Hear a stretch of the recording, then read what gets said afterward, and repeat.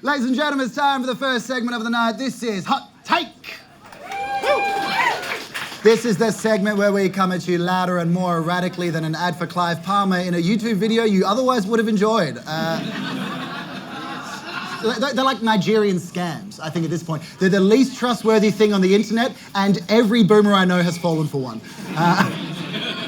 So, without further ado, we're going to be kicking off tonight with our first edition of Hot Take. It's a budget beatdown.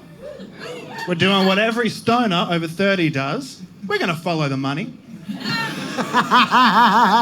Just follow the money, bro. Trust me, he's Big Pharma. That's why she hasn't called back. It's all part of big deodorant. I swear to God, dude, you stink. Josh Frydenberg has revealed a $559 million cut to public schools, but private schools are getting $2.6 billion in funding, which has allowed the government and his budget to be able to say that this is the most funding ever put forward to the schooling system. But it's like, man, you can't cut public school funding at the expense of private school funding. Like, yeah, you delivered a balanced budget, but that's not how that works. Do you know what I mean? Like, Josh Frydenberg, cut the shit. You're measuring your dick from the butthole. Like,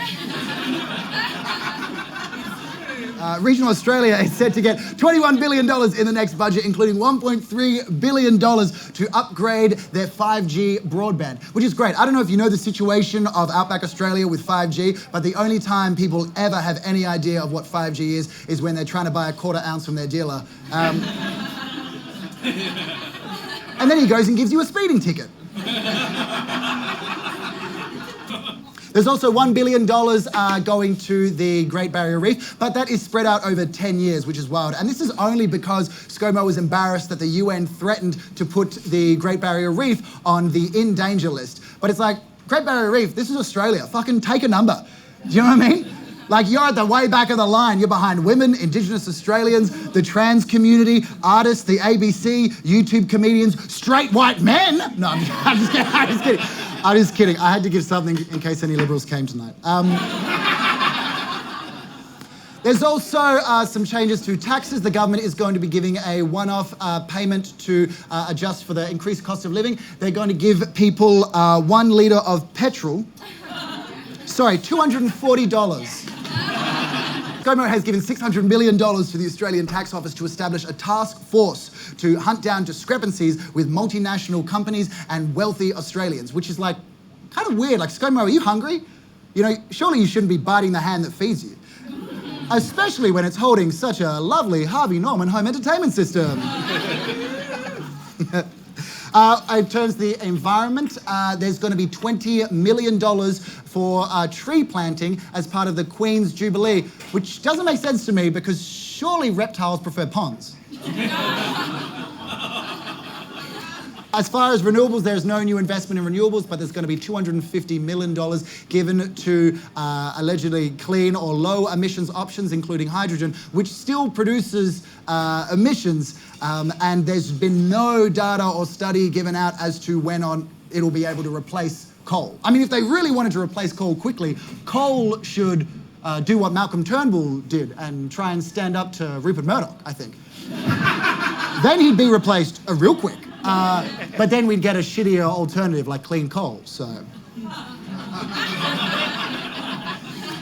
He's also announced $58 million to support women suffering from endometriosis, which is great, but that was only after Jenny told him that she suffered from it. But it's like, I wish so many more Jenny's issues aligned with the stuff we want. Like, what if Jenny was like, oh, I wish my vibrators ran on solar power? Do you know what I mean? But even then, I'd agree with like the renewable. Even then, I would agree with the renewable skeptics being like, mate, you just can't provide enough power. You just can't provide enough power. Jenny Morrison's secret brand vibrators, now available at Myer, turn a bushfire into an uncontrollable flood.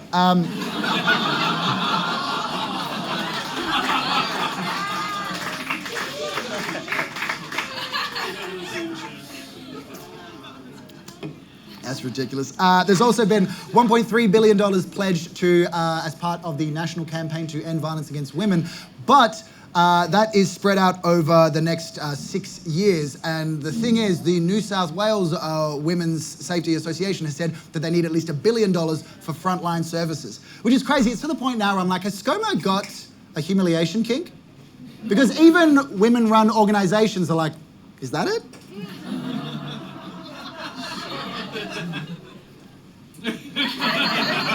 Just looking at, that was a lot of women laughing. I'm just looking at every guy nervously covering his laugh. There's also $4.1 million to go into the independent inquiry into abuse allegations within government. $4.1 million. They're going to be investing in CCTVs, extra training, and putting tarps over every female MP's desk.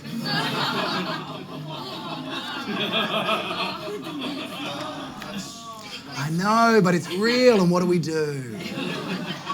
Now, look, it's just interesting because for the longest time, Liberals have preached restraint when it comes to business.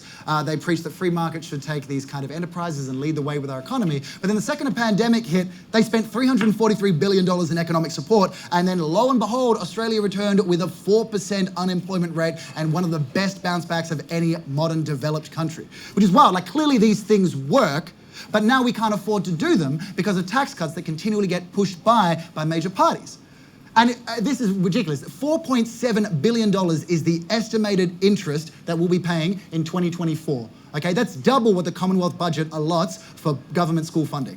That's what's going on. And it's crazy that the Liberals consider themselves to be pro-business, when in reality, small businesses pay more tax under a Liberal government. It's only the ultra-elite and wealthy companies that make all these benefits from tax cuts. They consider themselves to be like the managers of the economy, but literally they're doing economics counting on all 6 fingers. And I say 6 because 2 on each hand are giving unsolicited back rubs. It's clear that what they're doing isn't working, right? And when we consider themselves to be the economic managers, part of being a manager is knowing when to stop and say something isn't working. So come May 21st, it's now up to us to manage them. Now, that brings us to the end of Hot Take, and conveniently enough, because that was when the arts funding for this year just ran out, so that was great. Perfect timing. Wow.